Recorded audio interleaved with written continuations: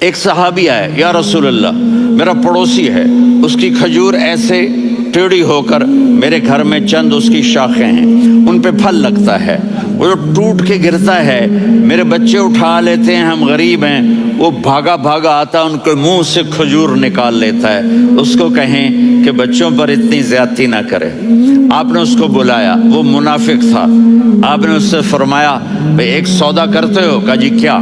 کہا یہ کھجور مجھے دے دو اور اس کے بدلے جنت میں کھجور لے کے دوں گا۔ وہ کہنے لگا یا رسول اللہ یہ اصل میں میرے بچوں کو بہت پسند ہے، کوئی اور کھجور ہوتی میں دے دیتا، یہ تو میری معذرت ہے۔ وہ تو منافق تھا، اٹھ کے چلا گیا۔ ایک صحابی بیٹھے تھے،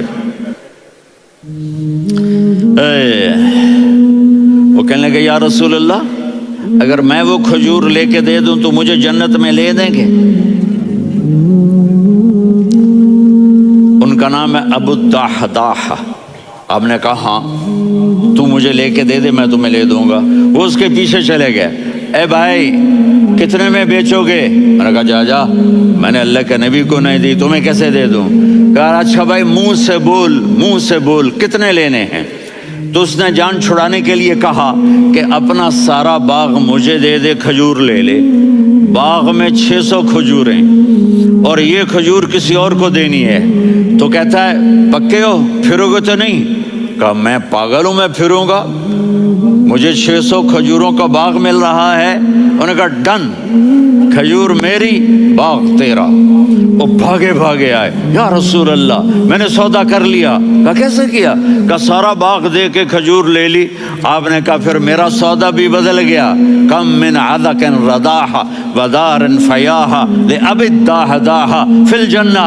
میرے ساتھی میں اپنی آنکھوں سے دیکھ رہا ہوں کہ اللہ نے تیرے لیے جنت میں ایک گھر نہیں محل بنا دیے سینکڑوں، اور ایک باغ نہیں ہزاروں باغ تیرے لیے تیار کر دیے۔ یہ ہے ایمان کی نشانی، یہ ہے محبت کی نشانی۔